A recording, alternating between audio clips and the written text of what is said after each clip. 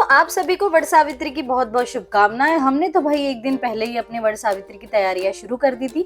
सबसे पहले मैंने मेहंदी लगा ली और फिर मेरी छोटी सी बिटिया रानी ने, और उसके बाद पापा आ गए अपने ड्यूटी मोड पे। सबसे पहले बिटिया की मेहंदी सुखाई और फिर उसकी मम्मा की मेहंदी सुखाई। फ्रेंड्स, दूसरे दिन मेहंदी का कलर तो बहुत ही सुंदर लग रहा था, ऐसा लग रहा था जैसे नई नई शादी हुई है। और आज मैं पहनने वाली हूँ ये रेड कलर की साड़ी जो मेरी प्यारी सी देवरानी ने मुझे गिफ्ट की थी मेरे घर के वास्तु पूजा में। सो जल्दी से नहा के मैं हो गई हूँ रेडी। कैसा लग रहा है मेरा आज का लुक कमेंट में जरूर बताइए। शादी को मेरे 14 साल हो चुके हैं, लेकिन उसके बाद भी हर त्योहार पे मैं ऐसी ही नई दुल्हन की तरह सजती हूँ।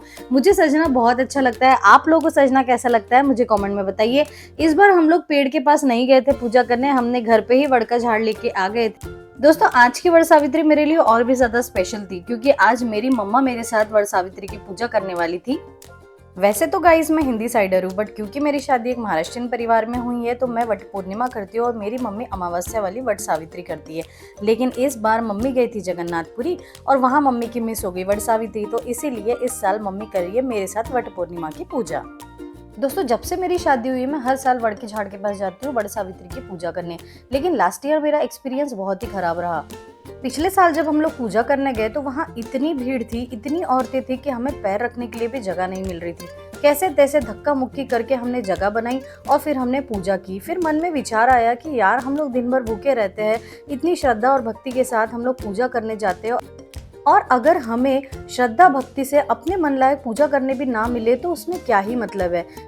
इसीलिए इस साल मैं गई नर्सरी और वहां से मैंने लेके आया ये वड़ का पेड़, और मैंने सोचा कि इस साल तो मैं अपने घर में ही पूजा करूंगी।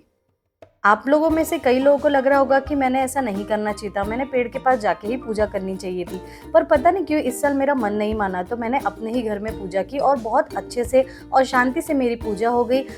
और आज मैंने वो चीज़ की जो मैंने इतने सालों में नहीं की। आज मेरे पतिदेव ने मेरे साथ साथ वड़ के झाड़ के फेरे लगाए, जो कि मेरे लिए बहुत ही खुशी की बात थी।